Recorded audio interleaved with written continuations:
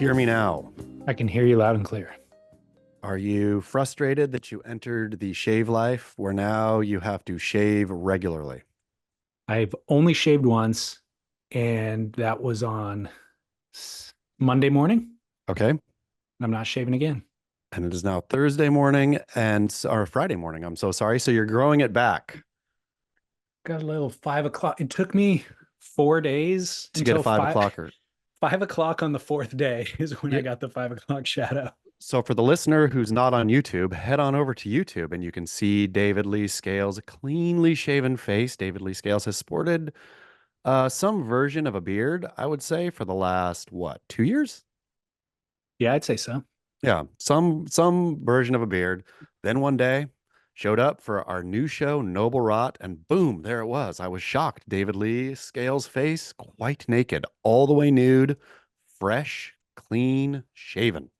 The conversation that we had on Noble Rot about my clean shaven face got lost to the internet ether due to technical difficulties. So this is the first official conversation. Which is exactly why it's important to have. We did discuss that did get lost. The shock. Usually when I shave fully, uh, my daughter will hate me. The wife will shoot me like bad side eye across the room. But David Lee said he suffered no such indignities. No, the kid liked it and preferred it because it's less scratchy. Um, the wife, so the whole thing was we had a 70s party, 70s baby shower on Sunday. And so I shaved my beard down into a Fu Manchu to complete the 70s ensemble. Um, and then my wife was like, keep that mustache for one night. Let's keep the Fu Manchu look at least for one night. So I did that and then Monday shaved it all down. But the problem is I feel like I have a lack of definition in the jawline that I had forgotten about. Like, I It's think hard. the beard added a certain fake out, you know? It looked It, like it was more masculine, basically. it's hard. And for those who clean shave regularly, especially aging men clean shaven, good on you. Like you are nude to the world. You're here's my face. I don't care. I didn't realize I was wearing it as makeup to cover up for my shortcomings. We all are. We all are. But also you're entering right now. Have you read or did you even know that Prince William is sexy again? Short answer, no. I have a lot of thoughts, but no. So Prince William, of course, was the heartthrob of our youth, right? Like, are you Yeah, kidding me? As like whatever, 15, 14, probably younger, and then up like, I mean, he was the pinup boy. Not only he had his mother Diana's good looks, he had his father's heredity and heir to the throne, like a winning package. And then goes up to college, things happen, he loses all his hair, a la Julian Wilson. uh, and then there was no more sexy talk. There was no more sexy talk until recently. He started growing his beard. So he's got like a 5 o'clock shadow stubble thing. And the blaring headlines are he's got his sexy back. Good to know. Okay, I gotta bring in this 5 o'clock shadow a little bit more densely, get it repopulating my face. But the other thing that I noticed about Prince William was I think his wife made a statement this week about her cancer treatment. And so they showed these videos of them, and he has the cul-de-sac on his head, right? The male Yeah. pattern baldness, but he keeps a wisp of hair at the very top where it should be completely bald in the cul-de-sac. There's this wispiness going on.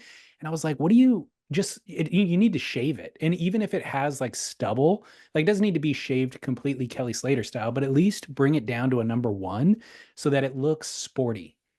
Here's what though, if you're gonna rock the Cole, which I like, and I appreciate the cul-de-sac a lot more than Kelly Slater, right? Kelly Slater and the Joe Rogans and all these guys who are like, I'm taking my bald head and going tough guy with it. I'm going Mr. Clean, tough guy look. It's my decision. It's my choice. Da da da da da. No, go the cul-de-sac. That's what nature gave you. You let nature do its thing. And so I appreciate Prince William for keeping nature trim, but letting nature do its thing. But you got to go sporty with it. Leaving wispiness makes it look like a 60-year-old man. It's okay though, but he's got a sexy back with a beard is somehow fixing what ails him upstairs. The other weird thing about that was the brothers flip-flopped sexy roles because it used to be William was sexy and Harry was the awkward one. And A now as they've gotten ginge. older, yeah, as they've gotten older, Harry looks totally masculine, cool, and William looks like a goofball. The problem is though now William's got the beard and Yeah. now Harry is getting the quarter on the back of his head that was once bald now seems to be turning into a platter. And so Mm. Harry's going to have a big old bald spot back there. He's redheaded already, which nothing against the ginge, but it's not doing him any favors. Where I think Harry's stock, as far as the sexy, is going to plummet.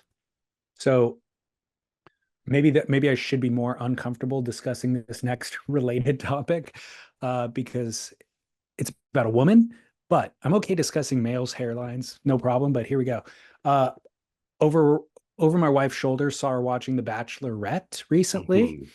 It was Have you watched the recent season? Do you have any idea who the I girl have is or what I she have no looks idea. like? Is this a golden bachelorette or is this the No, regular? regular old Bachelorette. Okay.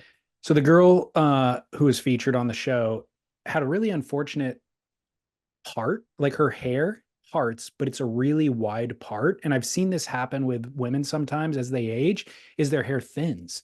And so that part starts to separate and it then becomes this huge dividing line down the middle of her head. And I mentioned it to my wife. I was just walking by and I'm like, wow, is she balding or what's going on? She goes, oh, I never noticed that. And then throughout every scene, different looks, different hairstyles, you could see this Yeah. really distinct thinning of the hair at the front, not the back. And I was like, I don't know as a female what you would do to, I mean, is there a Rogaine version for women? Like, what can you do? Men can kind of cover it up in certain ways or fake it, but if it's right there, dead center in the front, I don't know what you do. I mean, it's expected for men, right? Like the longer you hold on to your hair, like it feels like, well, good on you, right? You're still have hair at 40, 50, 60. Like the expectation is loss. I don't Yeah. think that's the expectation for women, which makes it a troubling thing. But if you're the bachelorette, you were chosen amongst she's the bachelorette, right? So bachelors are vying for her hand. Yeah. Okay, so ABC, or I think it's an ABC show. Yeah. ABC, she went through casting, all this kind of stuff. Maybe she must feels like they usually pick them from former seasons, right? So I I'm sure think she so. was Yeah. a failed contestant on The Bachelor or something like that. But in any case, uh, so she's got the world is her oyster right now. She's got however many men vying for her hand, all this kind of stuff, and she's balding. So right now, if you're her, you better strike while the iron is hot. This is your one moment. So, in a crazy turn of events, I've never seen The Bachelor before or The Bachelorette, and barely saw this one. But as far as I know, this storyline has never happened before. This girl was actually the second pick. They had picked a different girl to be the Bachelorette, and that girl backed out. And so this girl was the call up. And then a couple of guys throughout the season opted out of the process on their own before they got booted. And then the final two guys denied her. Oh, it's the So balding. there was two guys left, and one of them just backed out, like, oh, I guess I'm not ready for commitment. And he like took the blame for her. He wasn't like blaming her. He was Yeah, like, yeah. it's I'm not not you, it's ready. me. Right, Yeah. exactly. So he goes away. Then the guy she ends up with after they recorded the final episode, but before they aired it, had second thoughts and stopped. He ghosted her. He stopped returning her calls before they even aired the finale and before they had a reunion or anything like that. So he opted out after he won the season.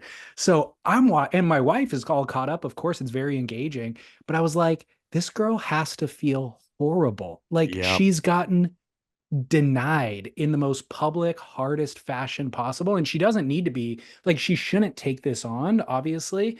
It's more to do with those guys than it is with her. But No, it's not. It's to do with her. That's really unfortunate. I mean, because like those things never work, right? I mean, I think one bachelorette couple, I think it's gone 20 odd seasons, right? And I think one is married from that. And so obviously, like there's no expectation, I don't think, for anyone that this is going to work long term, yeah, except it usually does work for 3 months or whatever, right? You see yeah, them yeah. in the press, like holding hands, and then you see the inevitable breakup or the, whatever. And it feels like it's never that heavy because obviously they met each other on a reality show and, Right. just didn't work out. Again, that's the expectation.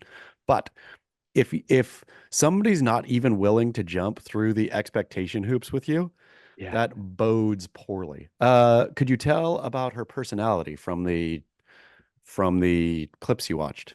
She seemed um nice but pretty vapid. Okay. Like there wasn't I didn't necessarily get like depth, or she's not an intellectual as far as I could tell. If we expanded, I feel the Subaru Jen story into a full reality dating program, I feel you and I would have much greater success than The Bachelor and Bachelorette than ABC or Well, any of I the networks. I bet we could swing a solid 60%, 70% even of love matches that would go, if not the distance, then long enough where people they'd go Dave Grohl length. he's features in our show today, by the way. Right. Um, so I agree with you because my problem with those shows is that it's a competition. They're pitting bachelors against one another, and there's no way to develop a meaningful connection with the object of your affection if you're concerned about those other people that you're competing with. And it's Because you're also competitive, you're going to do what it takes to win at that point, even if you're not that into it. that is the premise as opposed to actually getting to know the person, you know? And the other problem I have with it is that girl, Jen, not Jen. I think the girl might be named Jen, Ooh. actually, now that I think about it, the Bachelorette. Hey, Um, what if it is Subaru Jen? What if she it's hedging not. her bets with the Bachelorette? I've seen Subaru Jen, it is not. But the girl on the Bachelorette is also kissing five dudes in one night, you Yeah. know? And I'm watching it going, you have to be faking that. I don't think you can earnestly feel that passionate about five different people in one night. I think the producers do a really good job and they're experts at this now of dropping in just the right amount of alcohol, Yeah. the right amount of sleep deprivation and all of it, where in the moment when those are being filmed, those emotions are real. But they are like insane emotions, right? These people Yeah. have not slept. They're on a crazy shooting schedule and they're drunk. Like I watched a season of Love is Blind. I watch Uh, every season. I love that yeah, show. I've only watched one season. It was super enjoyable. Watched it with the family. It was our family show. But the amount of and they must it must be illegal to show alcohol. So every cup they have and every bottle they have is like gilded. So it's like a Mhm. golden bottle and all these golden cups around, and they're ever present. And there's no way these people are drinking that much water or juice. Like, so they are basically buzzed the entire time. Totally. Yeah, that is the recipe for that the producers apply on any reality show, I think. Not ours, though. Ours is going to be nice and sober. Unusual for you and I, actually, but we'll carve out an hour. All right. Well, hey, this is the grid. It is September 13th. It is 2024. That's Chaz Smith. I'm David Scales. You mentioned Noble Rot. Listen to this feedback. Quote, hey guys, this came through this morning. Hey, just wanted to let you guys know Noble Rot is great. You guys really can develop this into something. Really enjoyed the last episode. Thank you so much. End Well, quote. thank you, dear listener. And yeah, it's fun. The Noble Rot, for those who don't know, David Lee and I spun off a show called Noble Rot, which has no serve conversation. It's just kind of, it's like the grit minus 10% of the surf talk.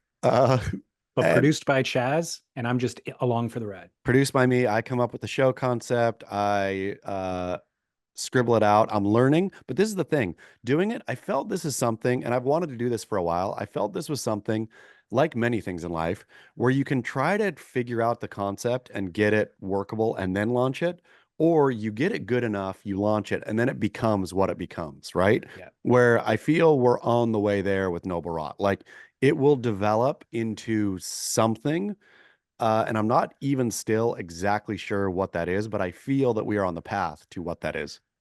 Well, I was also concerned initially that it would be too similar to this show simply because it's you and I.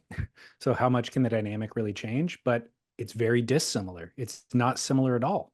It's weird, which like I was thinking that too initially, and it's so bizarre. I just take for granted, or have taken for granted, not in terms of the work, but in terms of what it is. Like this show coming from your ideation versus a show coming from my ideation, it's an entirely different show, even with the same people. And this one is so much informed by listener feedback and submissions through email and call-ins and stuff like that. So I'm the one corralling it all, but it's really built by the listener too.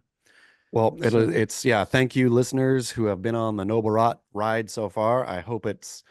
I'm sure it's very rough at times, but it'll yeah no, keep it's going following along. strong. I mean, all of the feedback's been validating, but people are confused where to get it. You've gotten DMs, I get DMs. People are like, Yep, "Where can I find it?" I'm like, "Dude, the episode you're listening to right now of The Grit, look right below it in your podcast feed. It is right there."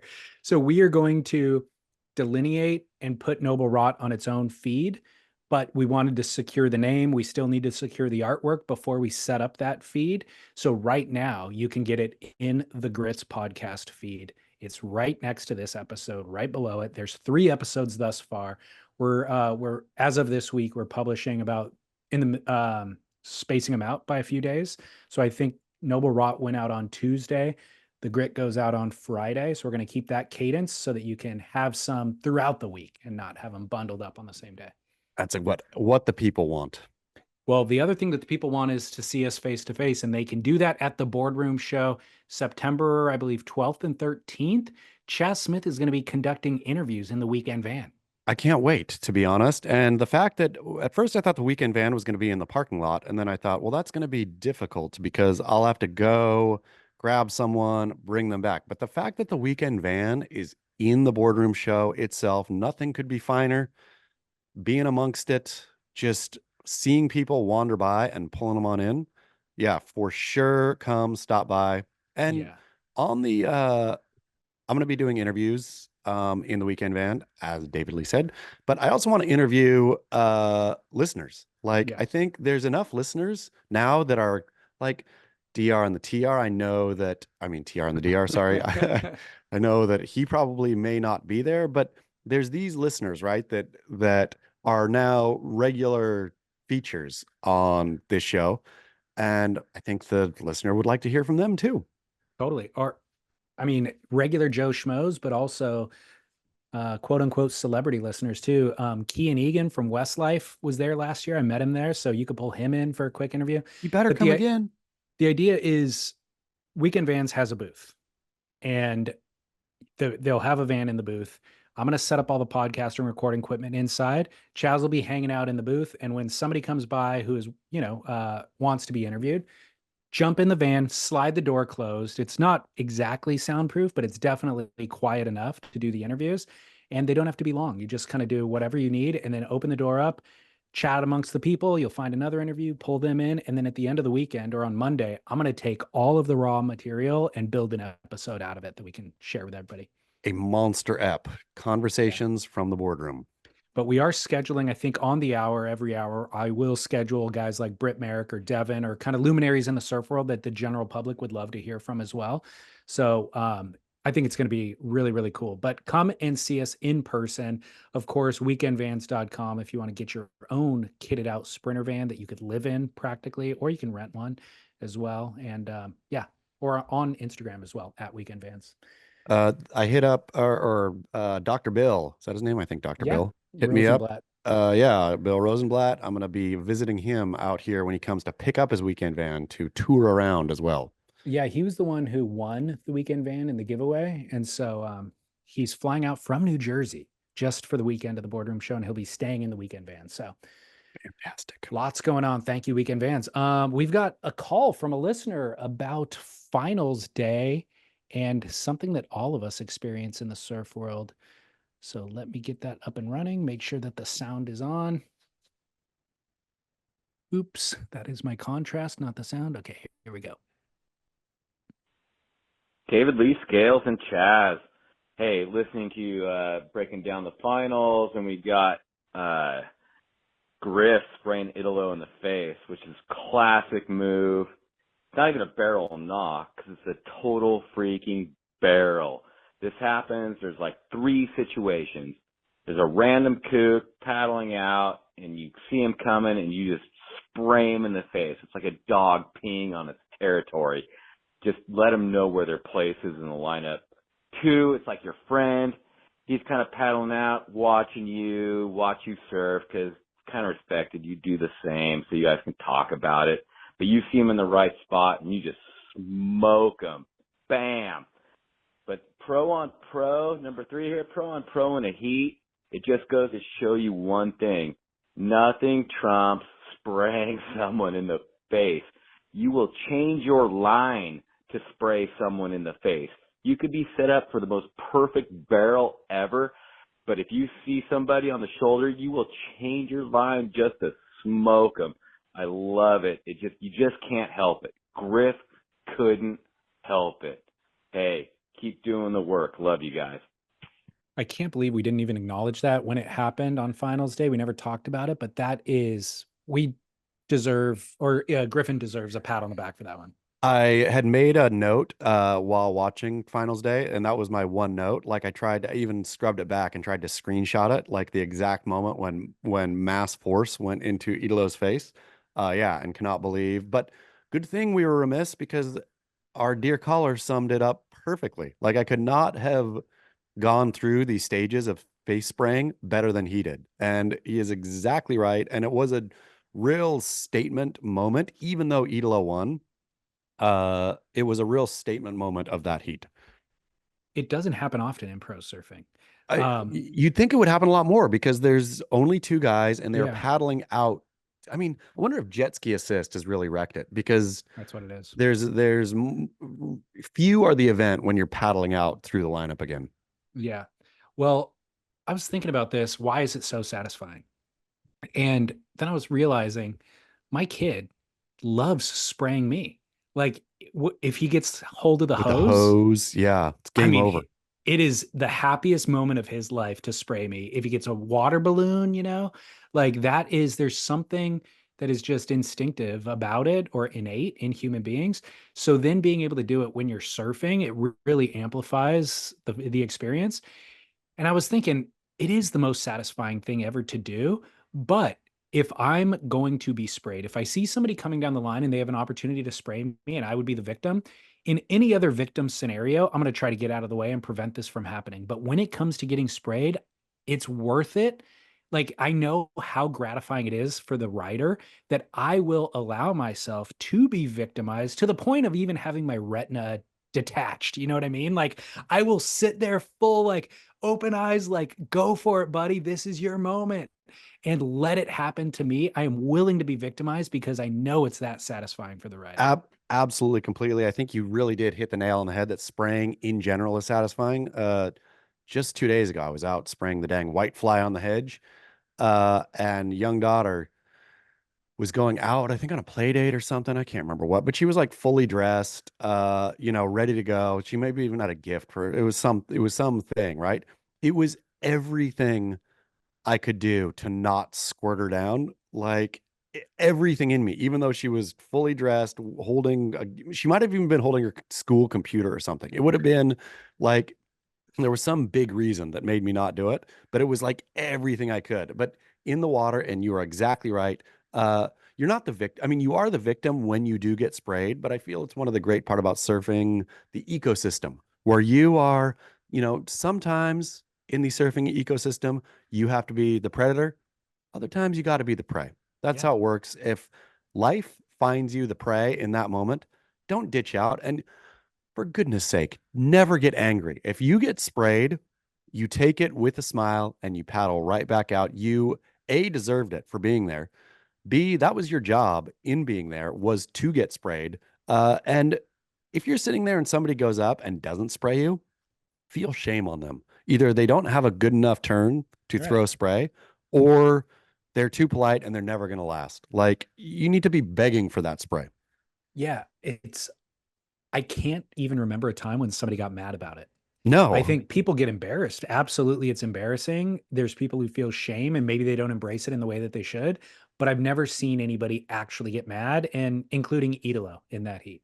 Yeah, of course not. 𝗏𝗏𝗏 was sitting right there, like, or paddling right there. What was he going to do? He was paddling out, and it was a cutback, and he accepted his fate. Yeah, that's what happens. And it's not, I think the funny thing about throwing spray, it's double edged.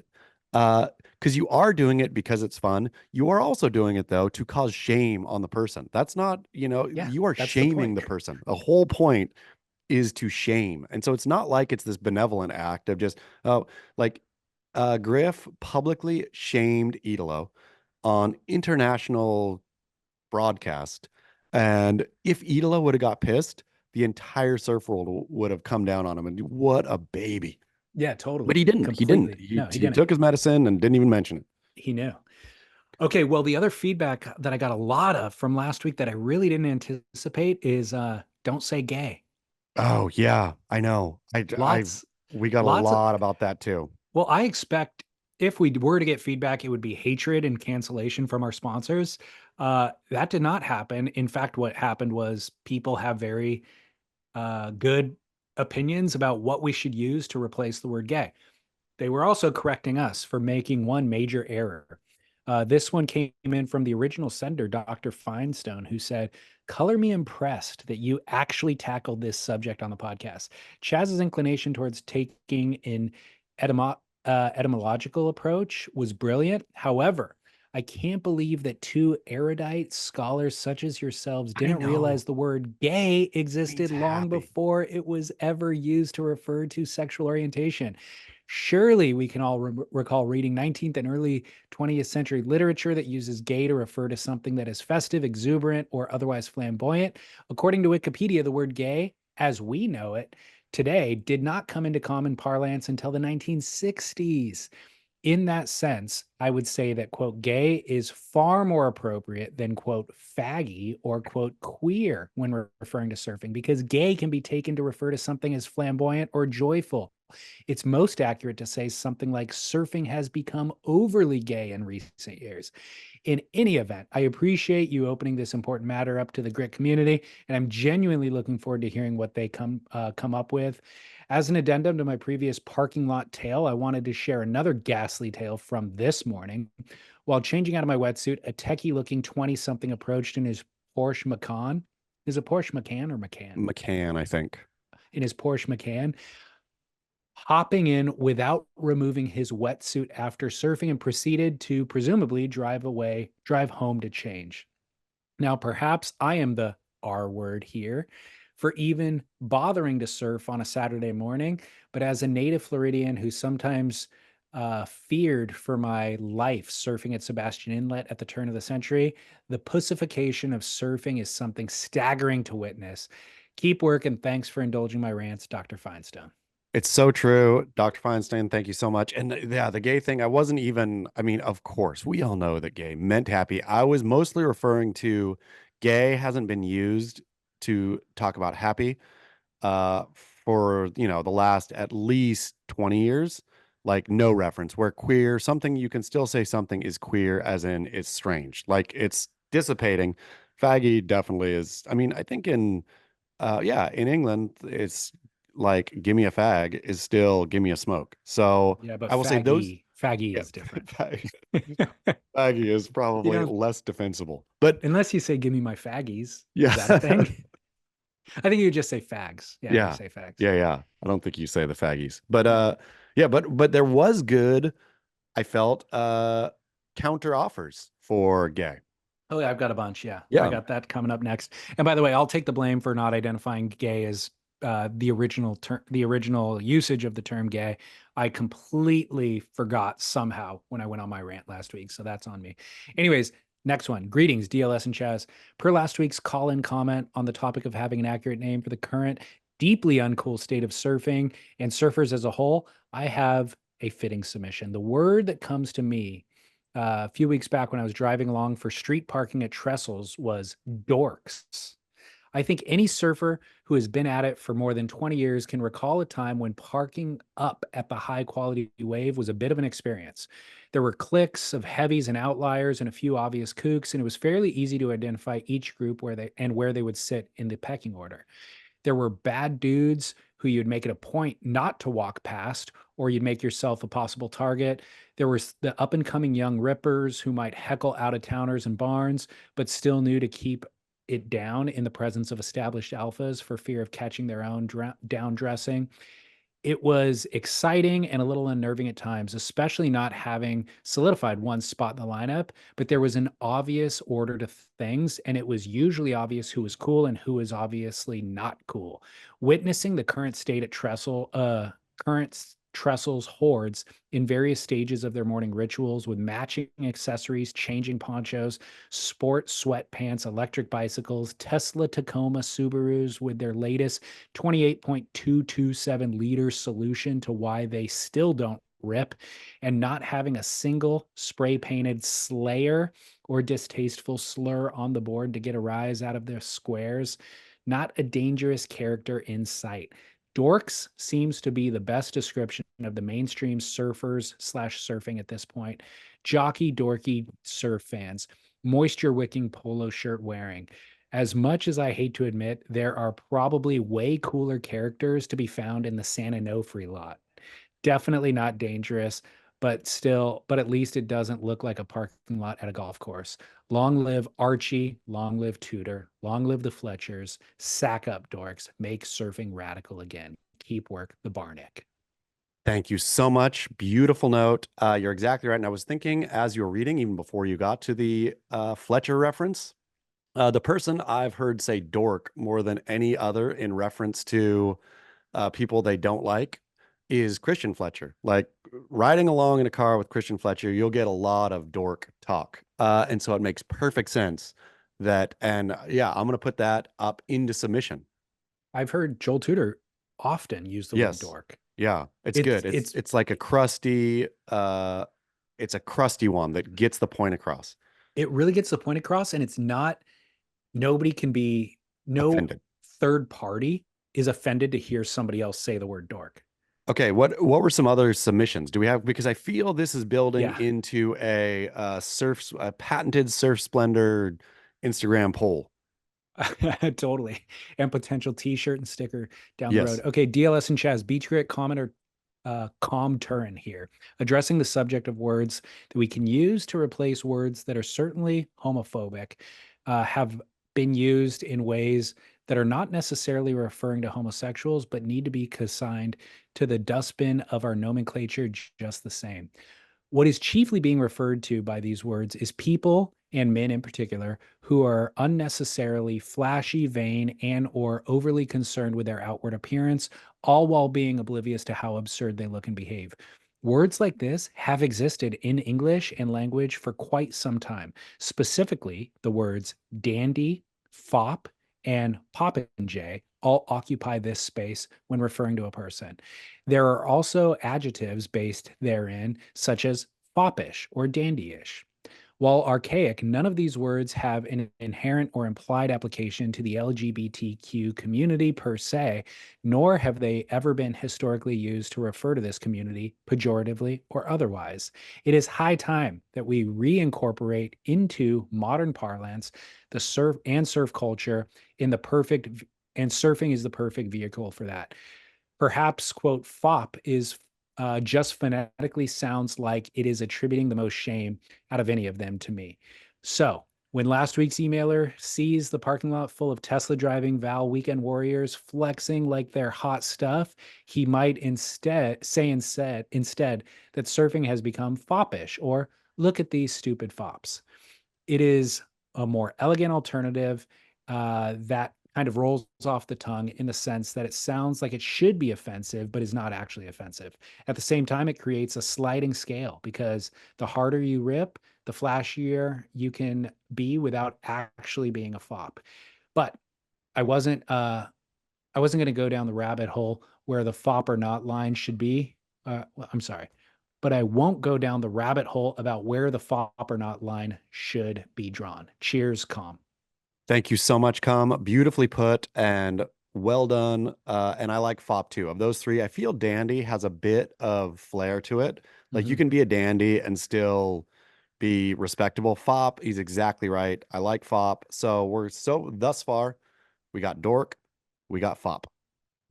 I think we can use both, actually. I mean, we can, but I feel we have to have one because that's why You can use many, but it's when one word stands. That's why gay was so powerful, to be honest, right? Mm. It was widely used and everyone knew, and it brought with it, the weight of being widely used, right? Which is why we can't use it anymore, of course, because it's too weighty now. There's too much there. But yeah, did we have any? I got one that I remembered from other daughter's younger soccer playing days Okay. and this was not necessarily referred to as a brilliant dad who came up with this, but he would call the kids who you should just ignore cones because you just dribble around them. And cone took on like a way broader meaning. It was related to other words, but Yeah. like the cones were like they were cones, right? Where I like the way cone sounded then, and I meant to incorporate it in life later on and haven't. But this might be the perfect time to where these people, they're just cones, right? You just get around them. Like they are, and they're like a cone is obviously non-sentient. And so it doesn't know, it's not aware of itself in any way. Yeah. That's Yeah. Yeah. a lack of self-awareness is part of this whole thing, uh, the conversation. But yeah, I really like cone as a pejorative. Bone is really good, but it's also inert. Yeah. I mean, Whereas fop is has a distinct um fop is permeating the lineup. Like a fop is taking up space, they're creating havoc, they're creating problems. The cone is inert. but the cone you still like, it's not like these people are creating problems and hazards, but you as a competent surfer, it's easy to get around a cone. Like you just got to do it, Yeah. right? You Yeah. drop in on them, you pretend they're not there, or you just get around them. Like that's what the Well, the cone's job is. correct. The cone still exists. I'm just suggesting, and we should use the word cone because it is hilarious, but fop is something different. Totally. But Yeah. Okay. let's and unless we have one more, I mean, I feel Well, it's no, high those time for him. those are the main ones, but I would like to also make a distinction. I think dork is phenomenal, but it also applies outside of surfing. The reason why I like the fop as an idea is we can brand it specifically for surfing, I like it. right? Yeah, I like So I it. think that's the front runner, I think so too. replacing gay with fop. Yeah, look at these Okay, cool. fops. Oh Yeah, yeah, is it bumper sticker t-shirt time? I think so. I think Yeah, it's pretty solidified at this point. great. All right, Thanks, let's Tom. I thanks, mean, calm. come. Yeah, calm. And so we will start using it regularly, and then we will track the evolution of this word to see how long it takes for it to leave this podcast and then go out into the real world and circle its way back into the Love it. podcast. Love Okay, it. cool. Done. All right. This came in from a listener, and it is kind of profound. Damning? Is it damning? No, it's not damning. Oh, It's a pretty profound observation. Raygun breaks dancing. Australia's infamous Olympic breakdancer Rachel Raygun Gunn has been ranked #1 in the latest breakdancing world ranking list. Have you seen this? I saw that she was ranked #1, but I didn't read about it. So the quote from the article says the B girl whose performance at the Paris Olympics went viral for the wrong reasons left the games without a single point. The backlash she's faced since Paris led to Australia's chief demission to speak out in her defense. And now Gunn has been ranked #1 in the world by the World Dance Sport Federation, end quote. So she's literally been ranked #1 by the World Dance Sport Federation. Our emailer writes in to say, when you guys discussed her performance, I thought that David, perhaps because you voiced this in the past, that you'd easily conclude what was my takeaway from the Olympic breaking. Go ahead and read on. Rachel Gunn has had a 37-year life and academic endeavor in the form of one dance. Really, she has tried to be, in her own way, the embodiment of breakdancing. She knew going into the Olympics that she could not compete on a physical level with all the other athletes, so she chose a routine that personified her depth of break with the Aussie culture icons, hoping that this would give her a possible futuristic edge to hopefully break dancing itself. Her performance was the equivalence of Dave Parmenter's longboarding at Huntington Beach in the 80s. But like all dance, waltzing, foxtrot, rock and roll, disco, punk, dance in all its forms all that has passed in, I'm sorry, all that is past is anachronistic, and all that is to come is an anathema. To be fashionable is to conform. At the Olympics, even the cowardly lion can score ones and twos, and an inadvertent 9 against my countryman, whilst Rachel could only score zeros. So, in conclusion, we have finally found a sport more conservative than shortboard surfing. Ooh, okay. This is worth a discussion here. I think so. It is profound. Deeply profound. Here's what I think. I'll disagree. I think that surfing is older than breakdancing clearly as a sport. Let's say that, breakdancing has been done since whatever, I don't know the origins, but let's say that 80s or whatever, right? Surfing is well older than that, and well older, most importantly, competitively. And so there's a rubric, this is what you do and what you don't do. The dancing, other dancing examples he gave, right? Those, like ballroom dancing, has been a competitive thing for years too. Like not all of those are the same. Breakdancing is new. It was trying to be a sport, and unfortunately it got Raygunned, right? Like it could have, I mean, it wasn't going to work no matter what. I think or not that it wasn't going to work no matter what. I think it was only going to be a spectacle no matter what. Seeing as LA 28 didn't pick up breakdancing to be on at LA 28, even well before Raygun, right? This was already a decision. So this was already going to be a full one-off at the Olympics. The problem is that there was no competitive history, or there is some. I mean, I know that breakdance, or that Red Bull has their breakers thing and whatever. It's not like this was the first time that it was ever done as a competition. It just profoundly doesn't work. And Raygun showed that, and she did break dancing though. She broke breakdancing for sure. Like that is not what anyone wanted, especially not her. Where I would argue the Parmenter longboarding at Huntington was, you could do that because there's historical weight there, and you're slapping, the idea that these waves in Huntington are even remotely contestable by riding out on a longboard. But that's a different thing. You're as silly as competitive professional surfing is, it's still been around long enough where it is a thing, right? Where again, so she broke nascent breakdancing as a sport, and maybe for its own benefit. It should probably have never been a judged sport. So take the competition element out of it. And I like the concept of coming in and doing it to the judging criteria automatically means you are working within the confines and that you can't do anything innovative. Yeah. Right? You're coming in and you're just honoring the past, and you're trying to live up to some version of what is already known. Her coming in and going completely outside the bounds of what the judges can even anticipate is kind of the definition of evolution. And it's where foxtrot breaks from ballroom. It's where every dance that is now has a definition broke out of some other dance that was undefinable at the time, or that other dance was defined, but the new one was undefinable at that time. So that is the definition of innovation, which maybe Raygun did by virtue of the fact that she is now the number one ranked breaker in the world. I mean, that's confusing to me how she's the number one. Is it all fan voting or something? Like that's the curiosity. No, so the article does go on to explain it, and I didn't copy and paste that into my notes, but it was like taking the best 4 performances, or it's taking an amalgamation of 4 performances from each dancer, and it's a cumulative score or an averaged out score.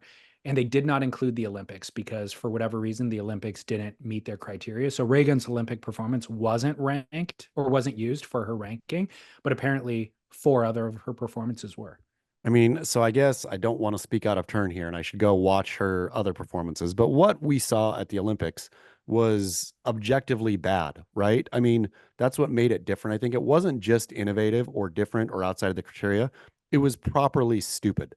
It was dumb movement, and again, I think modern dance doesn't really have a, I mean, modern dance has a long history, but like it's always changing. It's amorphous. That's the thing with modern dance. But I think that when you see good modern dance, even if you don't know what you're actually witnessing, you can say this is good or this is bad. I think the world mocked Raygun uh, appropriately. What she did was objectively embarrassing and stupid.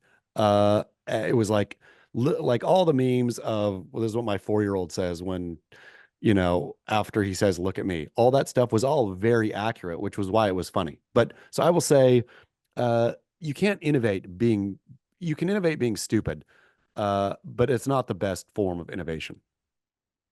It's not being She was well, bad. interestingly, it is kind She of, was bad well, very physically, bad. Yeah. Well, I was going to say, bad choreography. I was going to agree with all that. Like, stylistically, it's almost universally agreed upon that that was atrocious, but we're moving into idiocracy. We Like, are we are, right? totally. Like, we are moving politically, intellectually, in all ways. We're moving the entertainment that is served up on TV. We are moving towards idiocracy, the film. And this might be one of the hallmarks, one of the cornerstones of moving that way is where That kind of her, dancing. because to the look to Rainbow was the emailer, by the way. Rainbow in New Zealand sent that email.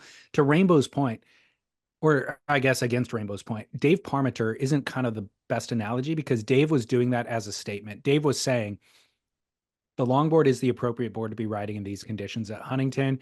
You competitive surfing is so dumb that I'm going to just prove it. I'm going to, it was a way to lampoon professional competitive Yeah. surfing in that moment. Raygun wasn't going out there to make that statement. No, she didn't want to. She She wanted to didn't be want good. to. And I don't know. I never had a conversation with Raygun, certainly not prior to the Olympics, but hearing her speak after the Olympics, she said, I put my heart on the line. Like I prepped for this. I've studied dance. Like I was out there trying to do the best possible version of breakdancing. She wasn't trying to make some avant-garde statement Yes. about dance, right? So About the analogy isn't exactly perfect with the Dave Parmenter thing, but because we're shifting towards idiocracy, it was so bad that it became a viral sensation and has now influenced, I would say, more people and gotten more eyeballs than any breakdancing ever had prior. And the World Federation is, I don't know what their criteria, I gave a brief synopsis of their criteria, but I don't know it well enough to say that it wasn't sophisticated enough to work around that. It somehow took into account the virality and the number of eyeballs that it got and ranked her number one based on those things, which again indicates the idiocracy movement. I mean, knowing you're going to get a full another story run out of it, you put her number one. Now your rankings are Mm-hmm. world news, right? I read it. I saw the headline. Clearly, Rainbow read it. You were aware of it. Like, so it worked for whatever this federation is. Got the spike they wanted, while also totally legitimizing breakdancing as a competitive thing. Which again, maybe some things shouldn't be, or not maybe, certainly some things shouldn't be competitive. Competitive ballet, I loathe. It's, me in ballet, love me some ballet. Competitive ballet, I can't watch. It's awful. Ballet was never supposed to be put on a stage with one dancer dancing, two judges, right? That is not the point of it. It never was the point of it. Good riddance, even though it's, I think, going fairly strong. But breakdancing, I think, again, also should not be a competitive sport. Doesn't mean that, you don't have the battles and all that where somebody wins, but there shouldn't be judges assigning points to that, I don't think. So I think there is still an analogy to surfing here, though, to be discussed, and that is, it's a little bit less extreme or less egregious than what Raygun did. But when we see surfers with bad style, Jadson Andre, I think it was 2011 in Brazil, winning against Kelly Slater in the finals of a CT event, and he was just doing the one air reverse over and over and over again with horrendous style. That was a moment that was kind of like Raygun, except that he won the event. He was rewarded for the event, but the style was so offensive to me, anyways. I mean, So I think, we haven't go talked ahead. Philippe Toledo in a couple episodes. I think we can bring up him here too. Like Philippe sitting on the shoulder at Chopu, sitting on the shoulder anywhere. Philippe not surfing when the waves get consequential. Uh, at least Raygun tried, and it was embarrassing and dumb again. But better than Felipe Toledo, who doesn't try. And his lack of trying, I think, made surfing or competitive surfing mockable. If you can have your number one not trying, then what is this sport? So that is the deviation is professional surfing has rewarded enough things that don't reflect what the original core and the original conceit of the thing was. They've rewarded that over and over to where we now have a version of the thing that is very celebrated and rewarded that really doesn't look anything like what true surfers want to see. I mean, I think, and not again, this is not a Raygun analogy here at all, but I think There is one here though somewhere. there's somewhere. This isn't it, but worth mentioning maybe is 𝗏𝗏𝗏's performance on finals day. Uh, Spastic, high energy, hyper. You could use both good or bad adjectives to describe it. It was all, whatever, adrenalinized, like whatever you want to say about it. That is horrible surfing to watch. I think objectively, pretty bad surfing to watch. Like, we want, I mean, I don't know. And I would love a caller to say, no, I loved watching his hyperactivity attacking the waves. If I'm sitting on a bluff watching the waves, though, and somebody's surfing like that, uh, I'm like, whoa, man, that person needs to calm down every time, right? Yeah, Like, yeah. you see people twitchy and all, getting it, even if they're surfing well, uh, that is unpleasant surfing. Whereas drawn out lines are pleasant. Well, so as a non breakdancing fan, I've got to say I've gotten a lot more joy and entertainment out of watching Raygun than I have out of watching any other breakdancing in my life. I mean, that's true. And that's the problem again. So to the Rainbow's title, she did break dancing in terms of break dancing will have a hard time recovering from this, I feel, unless the World Breakdancing Federation or whatever thinks, no, this too shall pass. We've got a bunch of eyeballs on now. And so what we need to do is present the real stuff. Except the problem is I've watched the real stuff a bit and I'm no expert. I'm no breakdancing expert, but it's unwatchable, I think. And I think that goes beyond just my taste. Maybe I could grow into it. But it's not cool to watch. I think it's one of those things that maybe if you're on the street corner and you see it happening, that you can get into the energy of what's happening with between the dancers and the dancer and the music and the DJ and all that. But man, the stuff I've watched televised is like, well, all I want to do is make fun of it. And that's not even outside of, or that's before I even knew Raygun existed. Are you not impressed? No, I'm neither impressed nor like, it's all just, it seems like they're an absolute waste of time. Like you spent, the more almost physically impressive it is, the worse it becomes because it's like you could have actually put your efforts into something Really? like that was, I don't know. I don't want to say good, but Cirque du Soleil. Yeah, I find it visually offensive breakdancing. Interesting. Are they foppish? Not foppish, because there's no foppish. I feel like the fact that it is physical and they are doing something. Like a fop doesn't surf well, Yeah, right? yeah, Like no fop. If a fop surfs well, then he's a dandy, maybe. yeah. Yeah. But I don't know. It's just, and again, hammer me, dear listener, please show me where I'm wrong. Teach me how breakdancing is a valuable cultural art form. I understand it's a valuable cultural art form in its element, right? Like in the club or in the wherever it happens naturally. Once that gets taken and put into sport, I suppose that's what I'm saying is awful. I'm not saying breakdancing is awful. I'm saying it as televised sport is unwatchable. Yeah, yeah. I think this theme might pick up legs as we think more deeply and as our listeners process what we're saying and send in feedback. Somebody will break surfing.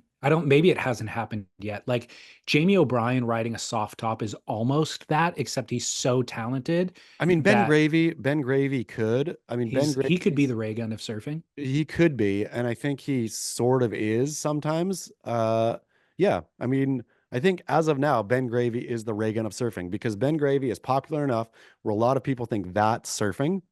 That amount of effervescent, bubbly stoke and good times, and you know, nothing against that for Ben, and nothing against Raygun either. But it's just, But chasing novelty waves instead of chasing the yeah, best waves, you know? yeah, where that becomes also to the outsider who has little understanding or appreciation of surfing. But if they've seen Ben Gravy, they say, "Oh, surfers are a bunch of goofy good dudes going to ride, you know, freighter wakes in marshes," Right. which has Yeah. absolutely nothing to do with surfing. Yeah. Interesting. Well, I gotta say, if a Raygun clips pops up on my Instagram, I still watch it in its entirety. Do And you watch? it still provides me with as much giddy joy as it did on round one. Do you watch a Ben Gravy clip when it pops up in your Instagram feed? Maybe never have even once. Although I did watch his documentary when his documentary came through the Florida Surf Film Festival. I Yeah. did watch that. I think it was called For the Dream or something, and Yep. gave me a much deeper appreciation for him. Yeah, I mean, that's the thing with Ben, and maybe people take it the wrong way here that I'm making fun of Ben. Understand me, I am making fun of Ben Gravy, but I am profoundly making fun of Ben Gravy. I don't like Ben Gravy's style. I don't like Ben Gravy's approach. I hate Ben Gravy's pineapple. I don't like the way he dresses. I don't like Ben Gravy's au revoir, but I fully appreciate that Ben Gravy is like what? I appreciate that he is earnest, that none of this is put on. That is Ben Gravy. And I really appreciate Ben Gravy for that, for being authentically himself, Totally. even though I hate everything he authentically is. And it's impressive what he's done, you know? Yeah. No denying that. Well, we have a pros in the wild. Let's get it. By the way, speaking of dandy, you know who the ultimate dandy is in my mind? Rob Machado. No. Hugh Grant. Oh yeah, Hugh Grant's a dandy because Hugh Grant is the definition of dandy. Exactly, and that's why we can't use it for surfing, because Hugh Grant is great as a dandy. I mean, if Hugh Grant wasn't, you'd be bummed. He is the definition of dandy, and I say that with all due, like, respectfully. You know what I mean? Like, that's why dandy's good. Exactly. That's why we can't use dandy instead of fop for surfing, is because dandy can be, there's something very respectable about whatever he's doing. Like, he's elegant, he's classy, he pulls chicks, you know, like, he's smart, he's sophisticated, but he's a downright dandy. Is there a surf dandy? Craig Anderson. Craig ran away from his dandy. Craig would have been, but Craig, the dandy brush was coming too close and he fled. If started wearing all black and like, yeah, if Craig would have, the fingernails is painting the fingernails is dandy behavior. Of course, Craig Anderson has a dandy inside just waiting to get out, but Craig bottles him up and goes and surfs slabs and stays out of the spotlight more than he should if he was a dandy. Oscar Langburn. Do you know Oscar? I'm not as familiar with Oscar as I should be. He's got a Craig Anderson kind of aesthetic, but without the black, wearing all black. Okay, maybe. Yeah, but absolutely, like, unbelievable surfer. Yeah, no, I mean, Dan, again, yeah, Dandy, the opposite of fop, is phenomenal. Yeah. Okay, well, we'll figure that out at a later date, but we have a pros in the wild coming in. All right, DLS and Chaz, longtime listener, first time writer. I've been harboring this for much too long, and you guys have provided the perfect platform for me to finally share this story and receive the appreciation I've so longingly pined for. There is absolutely no surfing in this story, and it should be said that I have no corroborating evidence or witness to this event. So let it be known that this is my own pure moment of bewilderment and disbelief that I now share. The story takes place in a small Vancouver surf town, Vancouver Island surf town. I grew up on this island, and at this time had very few encounters, if any, with pro surfers of any sort other than our locals. There was no surf event this weekend, so it made this encounter so much more unexpected and memorable. The year was 2012. It was also my birthday. I was fortunate enough to have a small art show of work that I created pre-art school together with a few local artists. I was included in a small group show at a small pub on the water next to a bustling wharf/marina. On opening night, we were getting loose. The show was great. We had a blast. Photography, sculpture, painting, and drawings. By 11 p.m., I was wasted. Most everyone had left except the pub was attached to a hotel, so there was a few people passing through who stopped to look at the art before going elsewhere. In this particular transient group, I happened to notice the last person was wearing a leather jacket. His hair was kind of coiffed. He seemed familiar to me. The right height, the right wrinkles, a devilishly handsome smile. A bit more leather than the rest of the group. One might say an air of spunk about him. Lo and behold, Brad Gerlach. Even in the shadows from a ways away, I swear it was him, miles from home. He noticed us in the corner. He turned, looked at me, saw my jaw dropped, and then winked at me. And that was it. He turned and left with his entourage. I wasn't with any, quote, surfers at that moment who could verify that it was in fact him, nor did I ask around if there was anybody else who had a sighting. I've always just held it to myself, hallucination or not. He was there to me, and he was a winker. Thank you, Brad. Keep work. Thanks, boys. Zoo. Love the story so much. That's great. And see, this is what happens when you call in. If you've been holding something and you're thinking, maybe this isn't, maybe I just imagined it. Guess what? I mean, if you want, we can get verification on this. I'll hit Brad up. You could hit Brad up and say, Brad, were you at or around Vancouver Island in during 2012? In 2012, Yeah. and get some confirmation if Brad was there, if you want. Yeah. I don't know if you want or if you'd rather hold it. Well, let's go seek verification. And if Brad says no, we won't share that feedback. Okay, great. Yeah, excited. Excited. It'd be great to have a pros in the wild, and we should maybe do this more often. The other segment is a pro reacts to their pro in the wild, where Brad remembering does Brad remember? What was he doing on Vancouver Island? Like what was that scenario, right? I feel we could go to 𝗏𝗏𝗿𝗆 about the spraying the dude, or I feel we could go back to a lot of the pros and say, here's your pro in the wild. Do you recall this incident? Well, the funny thing is I've already gotten their responses at times, like 𝗏𝗏𝗿𝗆 responding to that one where she punked the dude or stood up for the dude who was being punked at Yeah. I had one completely offline. Somebody submitted something about Rob Machado that was I don't want to say it was disparaging, but it was questionable. It was kind of like questionable behavior. So I sent it to Rob. I didn't read it online. I just sent it to Rob and I'm like, hey, do you care to comment on this? And he laughed about it and he was like, definitely that was not me. Like, and I have corroborating evidence. I was not there. I have an alibi kind of a thing. And so I sent that response back to the original sender just to be like, hey, just to clear the record for Rob's own namesake, like that was not Rob, But point is, I've gotten the pros in the wild responses, and it could be a total segment. We should fully bring back a pro in the wild response to being a pro in the wild, except call it something neater off the tongue. Totally. Completely agree. I had my own version of this particular story that I just read with Brad himself prior to knowing Brad. Where? Probably around that same era, like 2012-ish. It was 3rd Street Promenade in LA, Santa Monica. Yeah, was Brad wearing a leather jacket? He very well could have been. I don't remember exactly what he was wearing, but that fits the bill. And it was kind of a similar thing where I'm out amongst just regular, like, sure, there's pro surfers in LA probably all the time, but that's not where you expect to see a pro surfer. You expect to see them at the beach. And I forget what I was even doing. I was probably on a date or something, going to a movie. 3rd Street. Yeah, and he was going up or down the escalator with somebody else, some other dude, and dressed fashionable, just as this writer mentioned. And I noticed him and I'm like, oh my God, that's Brad Gerlach, and kind of like followed him for a few paces just to see what he was up to or where he was going or what he was doing. And then he went on his way. No winks though. He lived in LA for a period of time. He did. I remember thinking Brad was so cool for bucking the trend and living in LA. I thought it was like a radical departure somehow. It really was. Good. Away from good waves is a radical departure.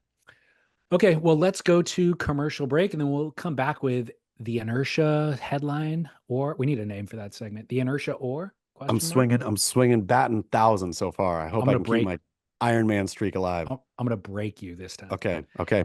All right. To commercial. We will be back.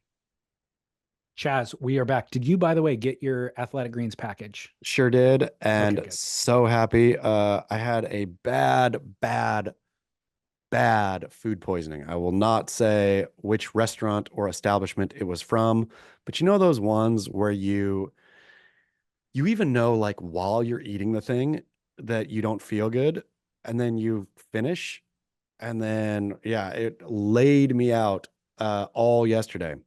Oh I mean, no. late, yeah, it was like a 2-dayer. It was like a lunch, and then I was like wrecked that whole day, wrecked the entire next day. Woke up this morning kind of wrecked, but I went to the AG1 and now feel strong and fit.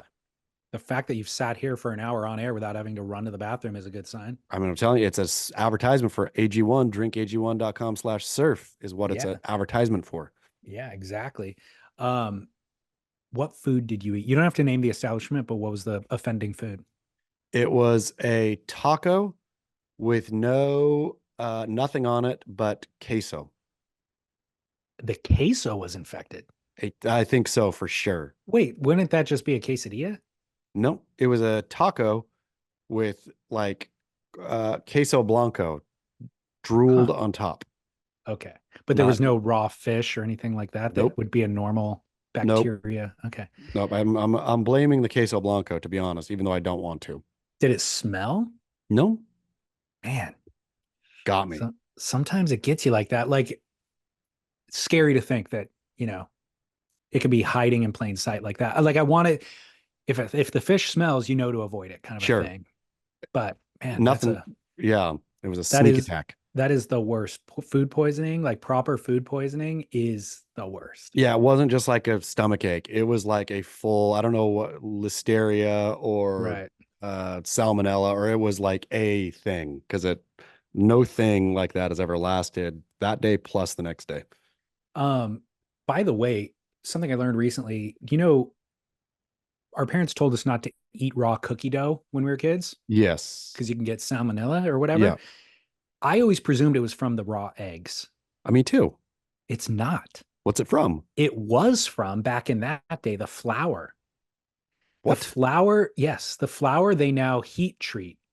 And I think the eggs too, like they treat the eggs before they go out so you don't get salmonella. You can eat raw cookie dough now and you will not get salmonella, no problem It at was, all. but it was so back in the day, it was from like salmonella lived in processed flour. So yeah, I don't know if it was actually salmonella that you would get sick from eating the raw cookie dough, but that's what my mom or my parents would tell me. But it was the untreated flour that was the offender that would make people sick from eating raw. That is an insane that's one of those revelations that totally change everything you think about everything. I know. It's crazy. Wow. Yeah. I mean, salmonella is still obviously a concern. You can get sick from salmonella. It's just you won't get it through raw eggs or flour. Whatever it was that was getting you sick was from flour back at that day. But now they heat treat flour before it goes out and it kills whatever that bacteria was. And so now you can eat raw cookie dough, no problem. Man, what else? What other like long time childhood wrongness am I holding? Yeah, go rogue. Yeah. Go rogue with raw cookie dough now, which is a phenomenal treat, by the way. Speaking of food poisoning, though, will you eat oysters they say don't eat oysters in months that don't end with R, Yeah. because those are warm months. And so if there is bacteria is propagated by, warmer temperatures. And so just stay away from oysters in months that don't end with R. Will you eat oysters in July? That doesn't end in R. Yeah, you're only supposed to eat them in months that end with R. Oh, you can. In Paris, France, I was there for, if you recall, a good 5 weeks or something. I probably ate I was started July 1st, left there August whenever, and probably ate upwards around 1,000 oysters during that time. Never got sick? Nope. I think if it's close to the source, I'm down with it. Like I'll eat oysters, in July on the bay. But if it's traveling a long distance, maybe you want to stay away. These were coming, I think, bunches of them from Normandy, where I feel it's always foggy and cold, even Yeah. though maybe it's not. But that's Yeah. my impression of Normandy: foggy, cold. And then bullet training down to Paris. I think I was quite fine. Apparently. Okay, good. All right. Well, oh, another thing before we get to the inertia, I just saw the article from Derek on Beach Trip, but have you seen the greatest surf movie in the universe yet? I've only seen extended previews, but haven't seen the whole thing. All right. Stab is premiering it, I think, tomorrow night, Saturday night. I saw the whole thing. Vaughn sent me a link to it, and I was able to watch it a couple of weeks ago. I'd be curious to hear your thoughts. Okay, I'll hit Vaughn up and ask for a link myself. It's wild. Yeah. Like the trailer obviously is very crass. Um, they're fighting with dildos and like there's tons of poop and there's tons of cuss words and just it's crazy town. And it's 90 minutes of that. Okay. Like, you think the trailer is just showing you like the most extreme moments of the thing, or maybe it builds to that? It is 90 minutes of pure absurdity. Can't wait. Yeah, it's crazy. Love All right, Vaughn. the Inertia, or this is where you have to pick whether this headline is from Okay. the Inertia or from my imagination. I'm ready. Okay, quote: lessons, how to wear a leash, or how wearing a leash is tethering you to mediocrity. That's headline one. Headline two is, quote, explaining surfers' dialect and why they sound perpetually stoned. This one's tough. I'm gonna go number 2. Number two is the Inertia. Stoned. Yeah. You were right. Man. Batting 1,000. This you almost had me on this one though. Dang it. You almost had me. And I'm gonna keep giving you more help. So that you will eventually get me. Yeah. Okay. So tethering you to mediocrity, the leash one, you're almost there. I can't even put my finger on, because that would be an Inertia headline. How wearing a leash is tethering you to mediocrity. The Inertia rarely shames. Oh, I see. The Inertia is generally positive, and when it is shaming, it'll be for like stoners or things like that, right? Like it'll be broadly shaming, but it rarely will actively shame, or it's accidental when it does, where that one would have been too purposeful. Also, that article would be implying that you shouldn't be wearing a leash. Yeah. Which the Inertia would never get behind that movement. The Inertia would stay safe, stay healthy. Exactly. Yeah, that's God, fatal flaw right there. Yeah. But this is a real article explaining surfers' dialect and why they sound perpetually stoned. Who wrote it?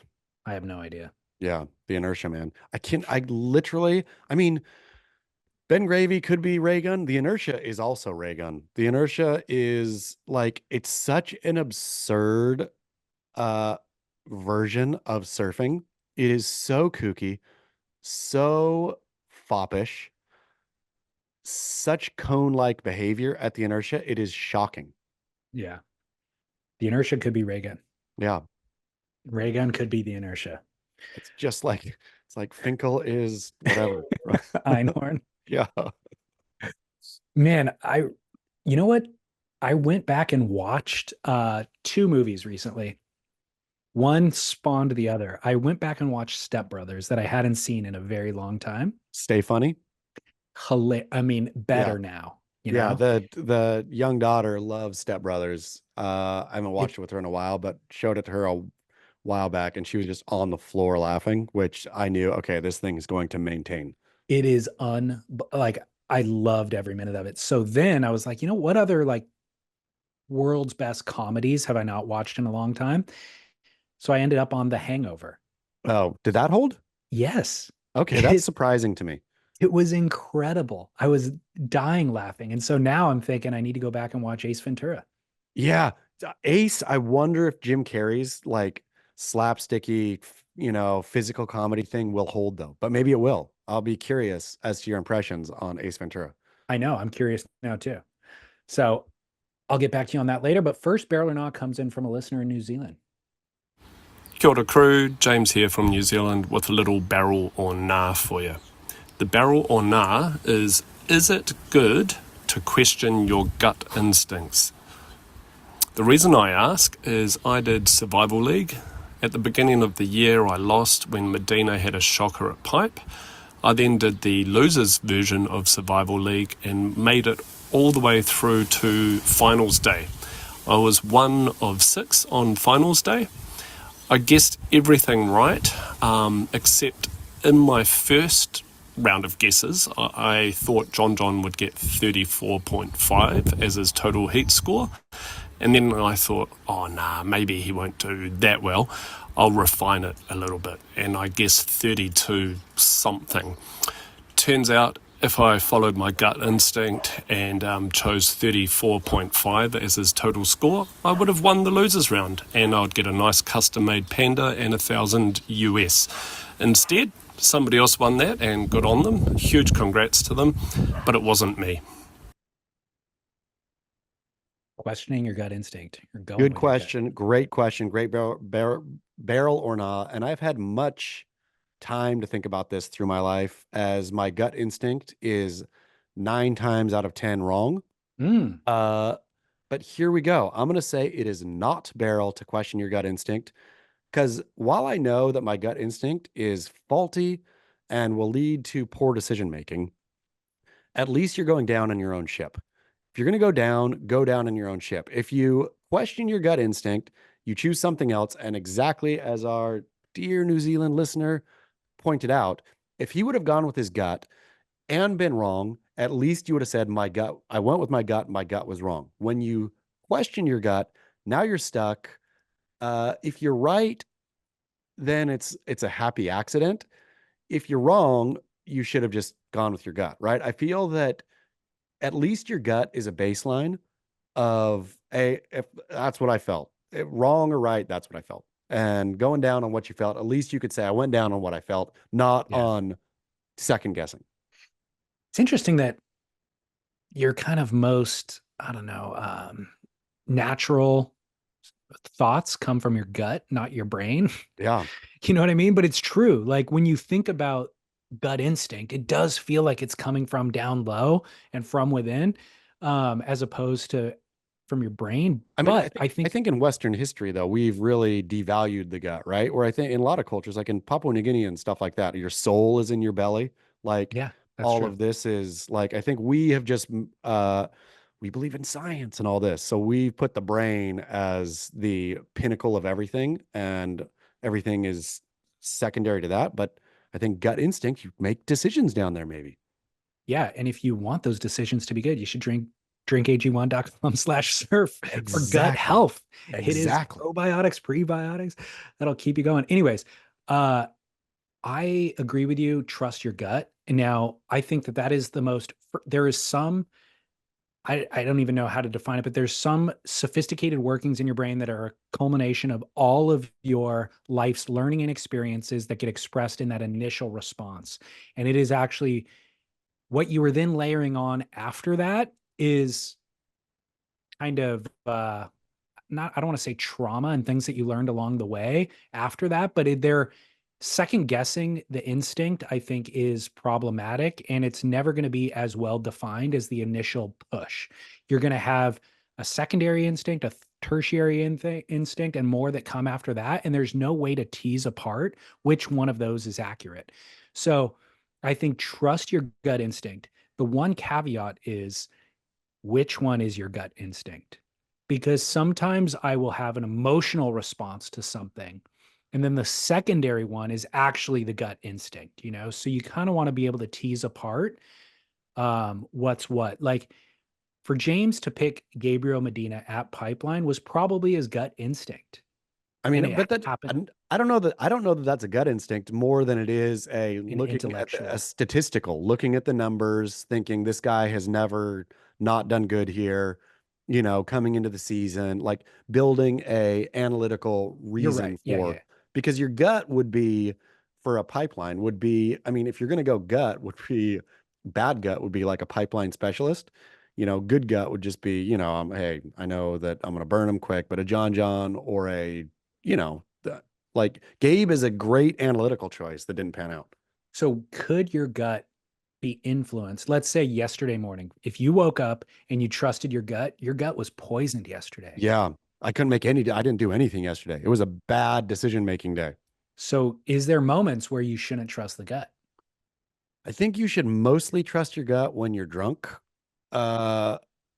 Just kidding. I think your gut when you're drunk is filled with booze and is going to be bad decisions come from that. Don't trust your gut when you're boozed. Don't trust your gut when you are, I don't know, because I think the gut supersedes. I think the gut sees through the drunkenness. I sees through the bad oyster. I think that the second guessing comes because of the booze and the bad oyster. But if you actually find the gut instinct, it will still be accurate beneath those things. How many times have you thought, I got to write this email? I got to tell this person this or whatever when you're boozed? I mean, maybe the first few times I got boozed, I thought that was a good idea, but I learned pretty quickly by the age of like 24 that it's not a good idea. Exactly. It's the worst idea, in fact. But that's your gut telling you, this person's got to hear this right now. So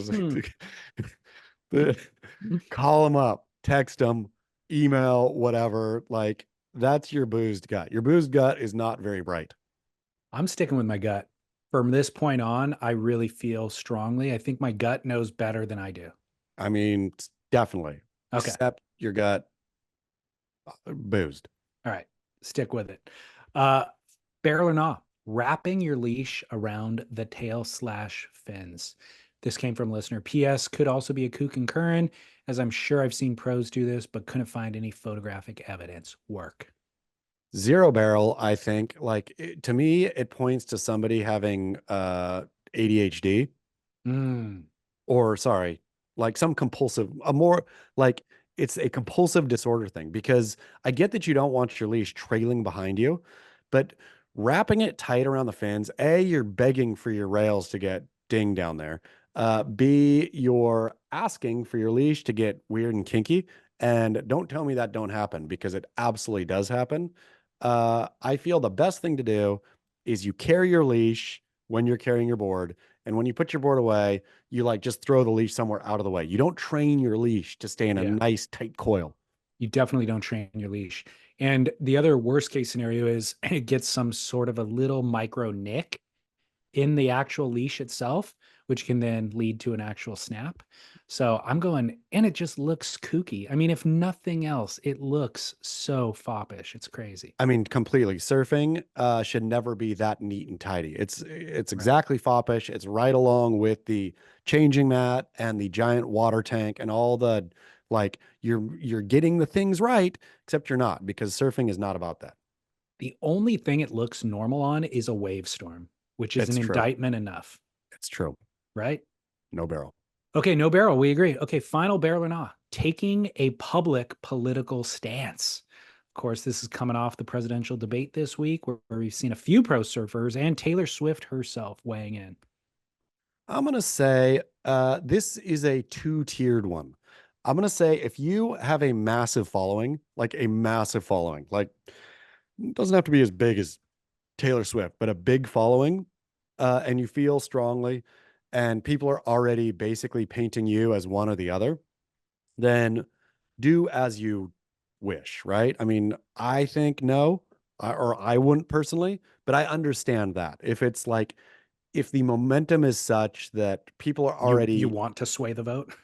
Not that you want to sway the vote. It's just people are going to be using you on either side. So you might as well make your personal preference clear, right? Where just is what it is. If you don't have a major platform, I have no idea what the impetus is, to be honest. There's a dude who lives, not in my neighborhood, but in a neighborhood close by, who has his giant Trump flag waving, right? All fine and good. Cool, man. I get that you like Trump. Do you see any flags in this neighborhood? Do you see any Kamala Harris or Biden flags? Do you see any liberal anything in this neighborhood? Why are you the one who is rubbing your thing? Everybody just vote how you vote, do what you want to do. Why does it need to be made public? Is your flag, is your political position going to sway? I never thought about that. Huh? Really? Well, I just never thought about that. Absolutely not. Keep your damn political like opinions to yourself, unless you're a pundit and having to do it for your job, or Yeah. have a mega platform that's going to get co-opted one way or the other, and you would prefer just to be in charge of the narrative. That's kind of how I feel about it too, I think. But even I guess my question is also, or the thing that I am questioning is whether it's even worth doing for the celebrity with the mega platform. I don't think so. I don't think Taylor Swift is going to make, I highly doubt there is a Swiftie out there who's like, well, you know what? I wasn't gonna, but now I'm gonna. There might be some, and maybe I mean, she has like millions upon millions of fans. So to say there's would be no percentage of her fan base that maybe wasn't thinking, maybe there's the younger part of her fan base will be like, okay, Taylor said it. Now I've been meaning to do it. Now I actually have to get registered. Now I'm gonna vote, right? Like I Yeah, could yeah. see influence coming more there in young people registering to vote than somebody who's already registered and was going to vote anyway, thinking, well, I guess that changes this. The the downside though is, so I guess if you're sincerely want to sway the vote, then you would do it, I guess. But the downside is, as a celebrity or a brand, is that you're going to alienate a certain percentage, and it's close to 50% of your fan base as well, and potentially lose them and hurt your business in the future. And so the return on investment for just making that statement seems like a bad decision. I really hope we're getting through that era a little bit. Dave Portnoy of Barstool Sports. Do you ever follow him? Yeah. He calls himself the king of the Swifties. And was asked, I think he was on Fox or something, asked what he thought of the endorsement. And he said, teach their own. I'm voting the other way. But totally doesn't make me think anything Okay. less about Taylor Swift and et cetera, et cetera. Where I was thinking, great. Like, and he went on, I think, to say, and it's stupid if somebody's political opinion changes if you're friends with somebody and then they, I think that was such a thing during Trump 1.0 of, families would break apart because Right. some family member would like Trump and the other ones wouldn't, and it would literally break families apart. Well, how silly. I fully get either if you love Trump or hate Trump, or love Kamala or hate Kamala or whatever, but to have that infect your other life, or let's call it your real life, is insane to me. That, like, put that aside and don't let it paint. Okay, I know this person likes Trump, therefore I know he or she is a racist, he or she is, on down the line. Or like, no, I don't know. Like, who can, okay, Trump, cool. You like Trump now, or you don't like Trump. Now, Yeah. it's something I'm not very interested in. I think so. If you are anti-Trump, you are anti for very specific reasons. And so if you see that somebody is pro-Trump, you impose that on them. You think, I hate Trump because, let's say, I think he's a racist. So if somebody says I'm pro-Trump, you think, well, now that person's racist. You are a racist. Yeah. Which the reality is, it's probably rarely ever that. It's that person is pro the candidate for reasons that are completely unrelated to why you hate that candidate, And so it really does, I think, mix messages and whitewash everything in the worst possible way. But when I see somebody who has, like, not the mega platform, but just like you said, somebody in the neighborhood who has the flags up and they're really pro a candidate, I am not bothered that they're associating with the candidate. It's more what you said. I'm bothered that they feel a need to pull out the megaphone and blast their endorsement of that candidate to the neighborhood too. Like, this is Yeah, not, it's that's not like a public street, right? This is not I would get it if this business, is like really saying, hey, we're pro this or pro that, and want everyone passing by to see. This is a small neighborhood. You don't yeah, need to shout into your neighbor's window what your political platform is. exact. Like, you needing to be known and painted with the brush of that thing is absurd to me. Like, I'm now judging you not because of who the candidate is. I'm judging you because you feel a need to shout that in my face. It's precisely that. It's Yeah. embarrassing for the person to be so insecure that they need to scream and yell what their thing is. Well, and in contrast to Taylor Swift potentially swaying a vote, that person is actually swaying it the wrong way in my measure, because I am not now more likely to vote for Trump if you have the Trump flag. I'm more likely to think his fans are idiots for Yeah. needing to shout in my face from my, my neighbor's lawn.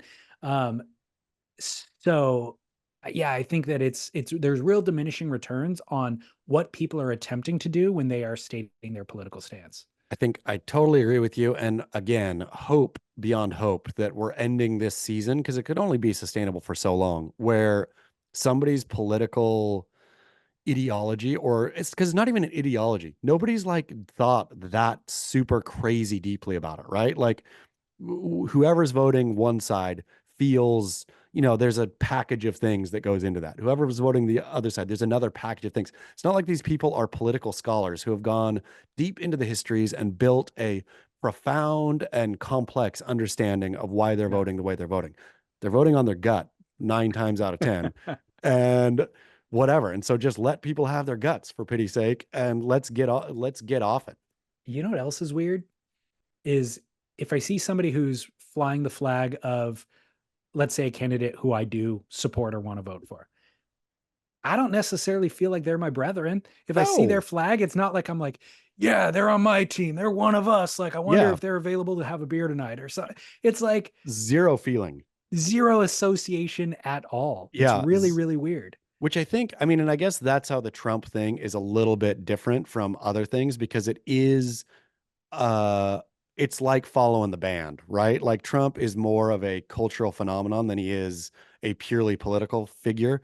And so when you're flying the flag, typically you're being like, yeah, I like my whiskey neat and or whatever is associated with that. Which I'm not talking about racism right now or those things, but whatever. Like, I'm an outlier too. Me and Donald Trump, we're a gunslinging, bad boys in the West, or whatever. You're attaching to that feeling, and so maybe there would be more of that if you're MAGA and you see somebody else being MAGA, you're like, yeah, we're the same. Yep. I like the idea of turning down the intensity on your political views in general. Like turning off pretty much. Look, they don't need to be public. Have as strong an opinion about your ideology and your candidates and who you side with, your political views. Have as strong of an opinion about that as you do about your music and about what food you like. But you don't have to put a flag out front for the music and the food that you like. You know what I mean? Like, feel strongly about it, have opinions about it, think deeply about it, vote that way. But there's no need to get the megaphone out and shout it to your neighbors and your friends and on Facebook and on Instagram and everywhere else. You're really kind of, though, wanting to make me raise a chicken pot pie flag outside my home. There's a new business nearby, food business, that is all handheld pies, like meat pies, like Australian pies. I mean, so good. Australia has them on every corner, right? But yeah, I know. And man, I was picking up Thai food last night, and there was this place next door, and I'm like, in addition to Thai food, can I go over there and just get an appetizer meat pie, or should I get a meat pie for tomorrow? I'm gonna want one tomorrow for lunch. They're freaking so good, man. Meat pies are so good. I wish there was a meat pier down here, North County, San Diego. I mean, wrap anything in a pastry crust, right? It's so good. Especially, I mean, anything at all. But as my taste buds rot, wrap something savory in a crust. I will take a meat pie or a chicken pot pie or any kind of savory pie over a sweet pie these days, any day of the week. With a Ben gravy on the side, a little bit of Ben gravy in Ben gravy. It is truly the best. All right. Well, great show. If anybody go listen to 𝗏𝗶𝘆 this week, we'll have another one next week. It's going off. Keeping the work. The people appreciate work. Guess what we do? We work. Never stop. All right, Chaz, great show. Until next week. Keep work.